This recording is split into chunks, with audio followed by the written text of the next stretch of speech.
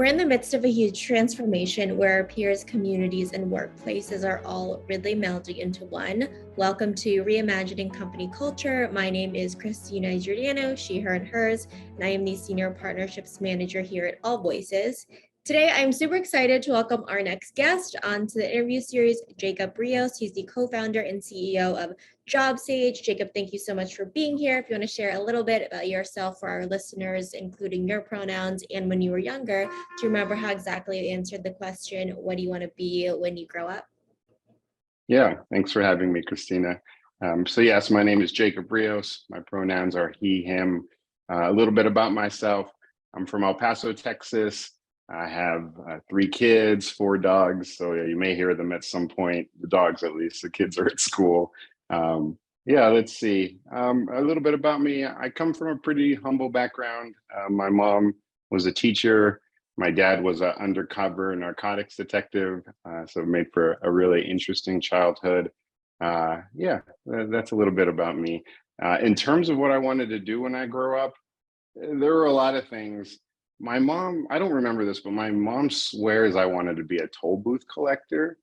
So that was maybe the first thing I think when I asked my mom this, what I wanted to be. Other things that I do remember are an architect. I wanted to be a high school calculus teacher. I wanted to coach the soccer team. And I actually did do the last one. I coach my 2 youngest kids in their soccer team. So Very cool. Well, as someone who grew up in New Jersey, I passed by toll booth collectors all the time on the NJ Turnpike, so definitely can relate there. And I am really excited to kind of ask you about your story and kind of want to start off with how has your personal kind of journey really led you to be a co-founder and lead the organization of JobSage?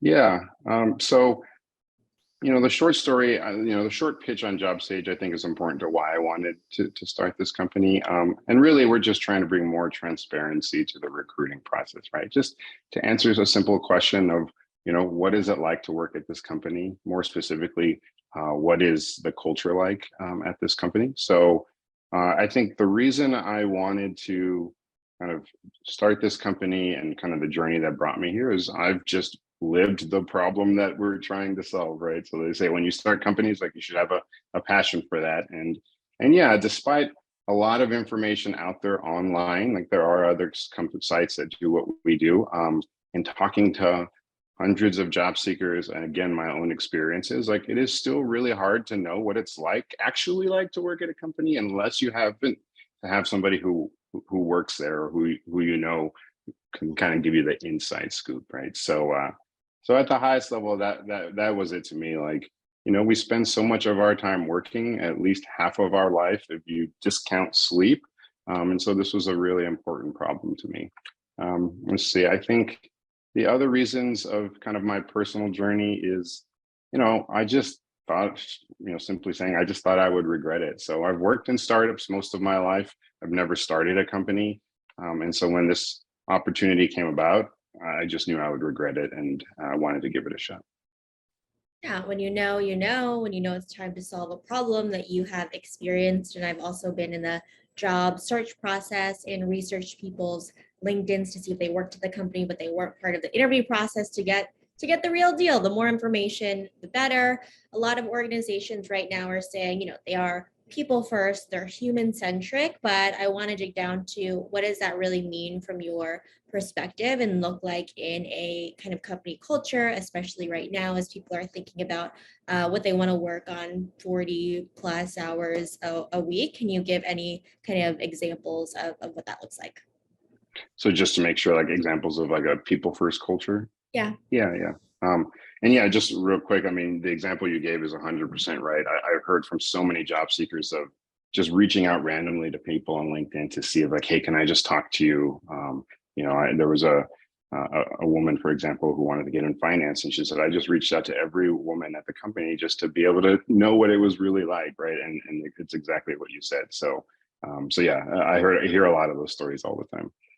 In terms of, to me, like examples of people first culture, like anything in life, I think the true examples of people first culture show up when things are the hardest, right? So, there's the easy things of like checking in and with the people and on all of that. But like, to me, it's like when things are really on the line and you have to choose between what's truly best for your people. And, maybe in some weird way, it might feel what is best for the person is not what's best for the company or even yourself as a manager. I think that's where you really get to prove yourself. So I'll give you, a few examples of things I'm proud of. And I felt like these were really hard decisions, but ultimately I think they were the right decisions. So, one of them is, one of the things I'm very proud of as a manager is I've had, people in my previous companies or the companies before come and tell me that, hey, like I'm thinking of looking for another job, or I've been approached by somebody and I haven't had an interview yet or anything like that, but I wanted to let you know transparency was important.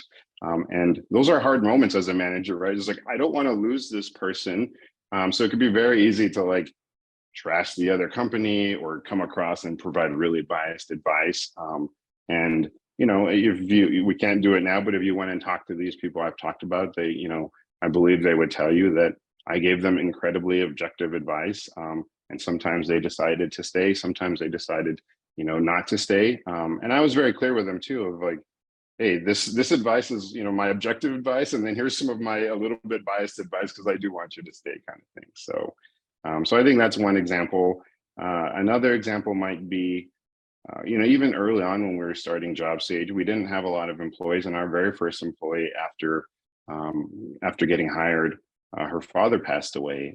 And so same thing, it's, when you're a small company, every week counts, every month counts. There's not a lot of redundancy. But at least to me, like being people first, there was never any question of like, hey, like that's your family, right? Like that's the most important thing, at least to me. So you just need to do whatever you need to do to take care of your family, to take care of your father. Like, do not worry about work, even though you've just started. And, I will also say like that is a little bit of although it's people first in the end, I actually do think that's, selfishly speaking, best for JobSage, best for me as a manager. Because in my mind, if people truly know you care about them, then they're willing to stay, right? And I'd rather have somebody who, who stays 5 years, 10 years, their entire career with JobSage versus not being people first and burning them out, right? And having them, only stay a year, right? So to me, that's another example. Yeah, I mean, I think those are really good examples of what you're talking about in terms of company culture showing up during the hard or kind of difficult decision times and life moments as well. You can't separate kind of the work and also all of the hats that you have wearing as well. I know you mentioned that you have a lot of experience in startups, as you mentioned, fast paced, not a lot of redundancy. And I've heard on these conversations a little bit, and I agree, people are your greatest assets. They're working with your customers, Yeah. they're contributing to company culture, and it's kind of similar to a product or service that you're providing.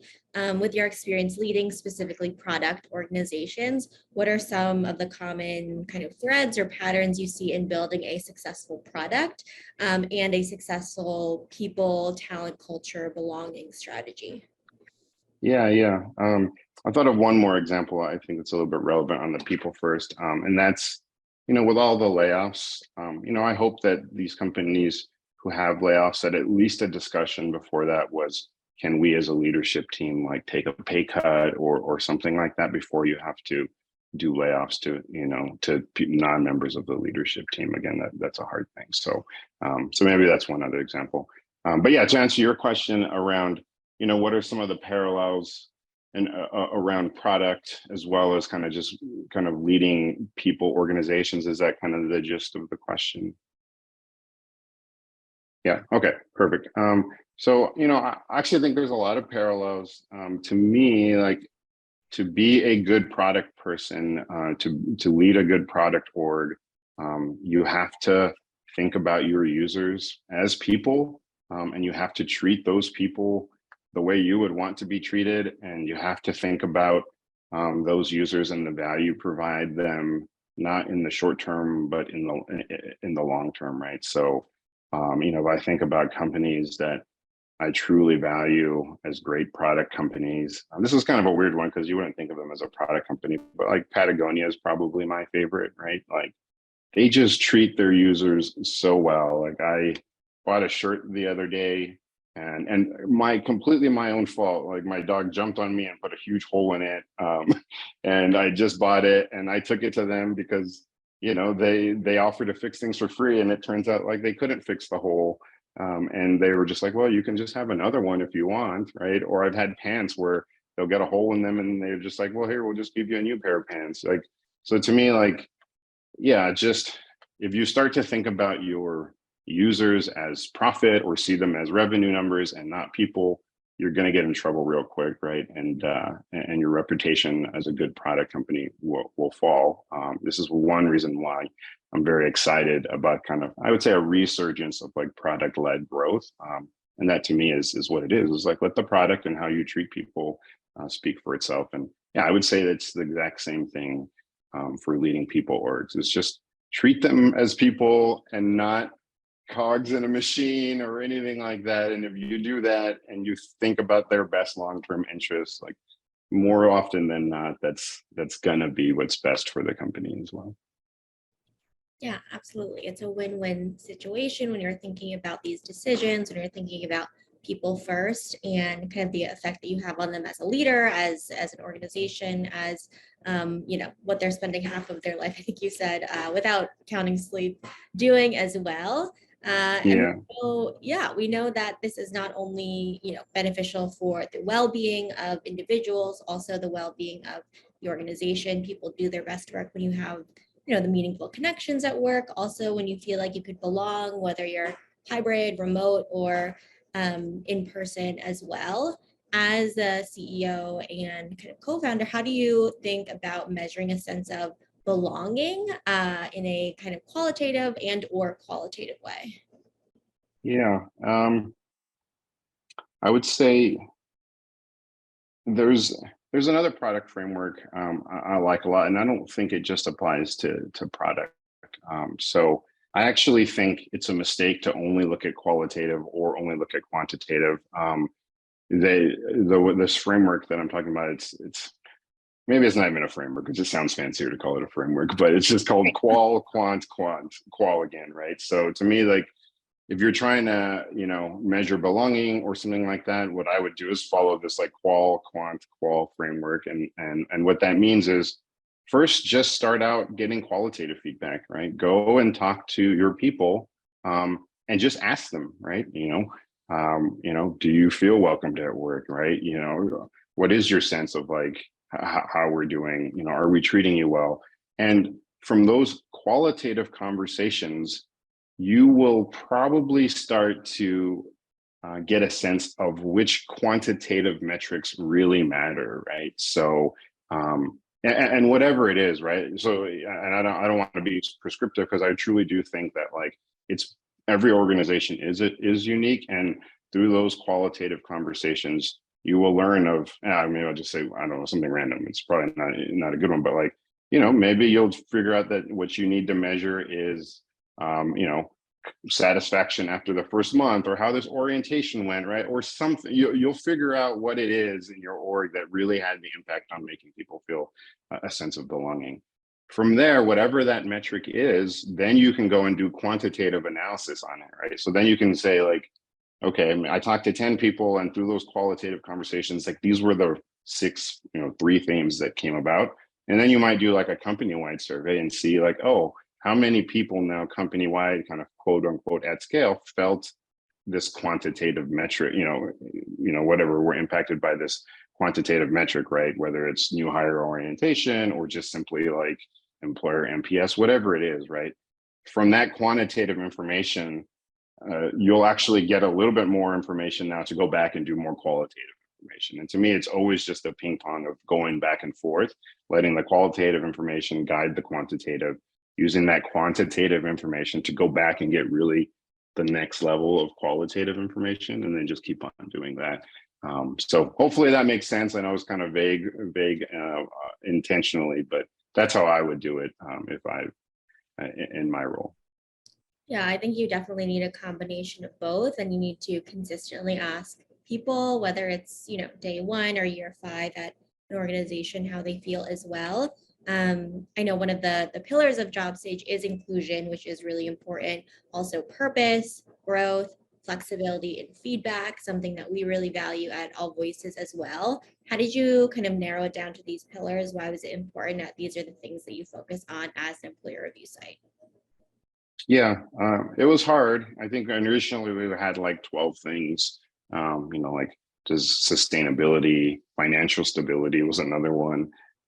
But at the end of the day, like doing our own internal research and then looking at a lot of external research, these were just the top five, right? That stood out as, regardless of demographics, gender, race, age. Like when you looked at the data, these were the five most important. And so since we do, at the end of the day, we get our information from surveys, there is definitely an inverse relationship between if you make your survey too long, no one's going to fill it out, right?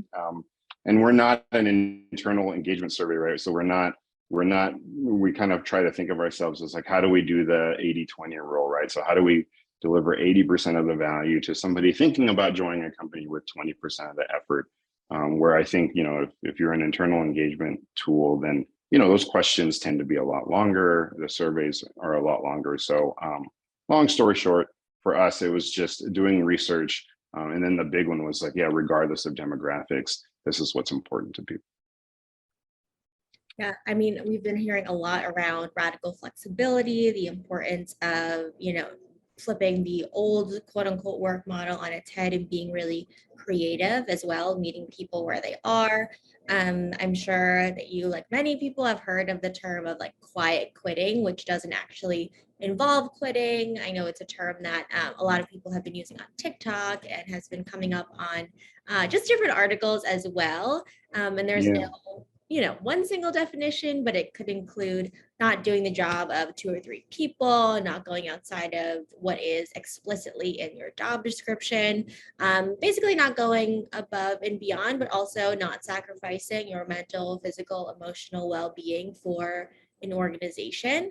Do you think this is something that employers should use to motivate them to listen to employees and provide a best-in-class company culture? Why or why not? Yeah. I'm not super familiar with it. I think one of the good things try to do for my mental health is avoid social media and news, but I definitely have read about it because it's been talked about a lot on LinkedIn. Yeah. To me, the lesson learned, I don't know if I'd necessarily use it for motivation, but to me, like as an employer, like it's a big warning. And to me, what's it's a sign of is at least a failure of what I think is like probably like the most important part of being a leader or a manager, and that is to just be approachable, right? So if you asked me, again, yeah, what's the most important leadership quality? It's be approachable, and the reason for that is like the minute somebody is afraid to come and talk to you, or is the minute like you don't know about a problem worth solving, is the minute you don't know about a success worth celebrating. And so quiet quitting to me is a symptom of that, right? Like it should be that like if you were truly, at least to me, like an approachable manager who is vulnerable and can be put in vulnerable situations, like these employees should feel comfortable saying like, hey, my workload's too big, or I'm not motivated right now, right? And the fact that those conversations aren't happening and people are being quiet about it, to me, again, is it just it means that, again, at least to me, the most important thing about being a manager is not happening. And so that's what I would ask myself, like, why aren't they asking this? Are they afraid to come talk to me? Yes. Okay, why are they afraid to come talk to me? Do I not practice empathy, whatever it is, right? This is actually a good example of maybe that quantitative framework is like, go have those qualitative conversations, figure out what it is it whatever it is, like maybe it's like my compensation structure is tied to this, or maybe it's like, yeah, you really are just a scary person and you yell all the time, like, and then you might go run a survey. This is probably be a ridiculous survey, but it's like, hey, do you think I yell, right? Or who, whatever, right? Like it's just a silly example, but yeah, that to me is how I would interpret that information. Yeah. I think leadership, having empathy, being approachable, and really leading by example is so important. Then also, if you are not receiving any kind of feedback, going back to our earlier conversation as well, nothing is ever perfect. So why aren't you receiving positive, negative, constructive feedback, good self-reflection, questions to ask yourself, especially managers? There's also been a lot of creativity redesigning the workplace as well. I'm excited by it. Some things are, those authentic mental health benefits, flexibility, 4-day, 30-hour work week, perhaps. What is the most exciting innovation or conversation you've seen happening in terms of the current or future world of work? Yeah, that's a good one. I don't know if I have like a crazy unique insight. I think I'll just say I am very encouraged that it seems like the workforce and the thoughts around workforce are changing. So I alluded to, um, basically, and to say it very succinctly, is like it seems like people realize that like work is not our life, right? It's But we spend half of our day, again, if you just count sleep, at least half of our day, 8 hours, thinking about work. So it's really important. But I really do love and appreciate for myself, or just in general, that like work is not our life, right? And there are so many other things that are important to life, and combining that with like, I just feel like more and more people realize like to be present and to wake up every day and truly enjoy what you do and not live for the future, is really great. And it seems like employees are really making that heard. And as a result of that, yeah, I think that is that kind of, not pressure, but like that changing dynamic is what is creating this innovation around flexible work weeks, or 30-hour work days, or 4-day work weeks. One that we've seen recently is there does seem to be a lot of innovation in benefits, right? So it's not just the standard benefits anymore. We talked to a company recently called Better Leave, and they give you the, I'm probably going to butcher this, and then but like they basically help employers offer better bereavement care, right? So this Yeah. is, I know about this because of what happened to us, and I think that's great, right? Those are examples of truly being people first, right? It's like when times people are having their hardest moments in life, like, do you have a benefit that truly values that, versus, I don't know, something else, right? Yeah, we just did a webinar with Better Leave, and I think they're great. Oh, cool. Yeah. Yeah, how to create a grief inclusive work culture. And I learned a lot during it. So I think, people are thinking more about just like the employee life cycle, the person life cycle of these are the moments in your life that you're going to experience. You're most likely going to be working or, have the job as part of your life. So really being proactive about being there for people is important, and being innovative. So I love that answer. I would love to just pass the mic back to you for an open-ended question of if there's anything I didn't ask that you want to share with people who are listening, or underscore anything we've discussed that you hope people bring with them, Jacob. Yeah. Maybe I'll like to underscore one thing. So I talked a lot about like, thinking long term, and that's ultimately what's best. So the only thing I want to underscore and acknowledge is that that can be really hard sometimes, because so much of like quote unquote business is rewarded around like short term incentives, right? So like we have, even us, like, right, we send quarterly updates, right? Everything is like 3 month cycle, right? And so to me, I would just say like, the only thing I want to underscore is like recognizing that there is this disconnect. But if you choose the long term over the short term, I ultimately think it is better. So if you have an employee, for example, who maybe lost somebody or is going through a hard time, to me, maybe it's better to like, this is going to sound terrible, I'm sorry, former bosses, but I really do believe it. Like maybe it is better to like, you might miss a quarterly number by a little bit, but if you're a week late on a number, like that's okay because you took care of the person, right?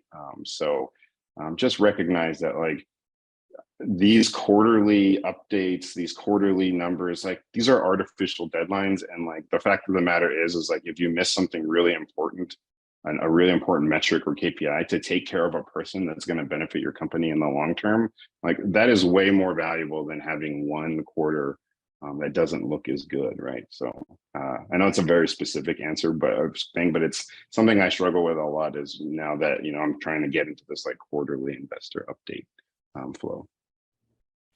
I love specific. I think that is very helpful for folks who are kind of listening as well. Jacob, thank you so much for being on Reimagining Company Culture this afternoon. I really enjoyed our conversation. Yeah, thank you. Thanks, Christina. Of course, and as a reminder for folks who are listening, at AllVoices, we really believe in employees and employers being seen, heard, and understood, and know it's a requirement for the business to really succeed overall. Have a great rest of your day, everyone.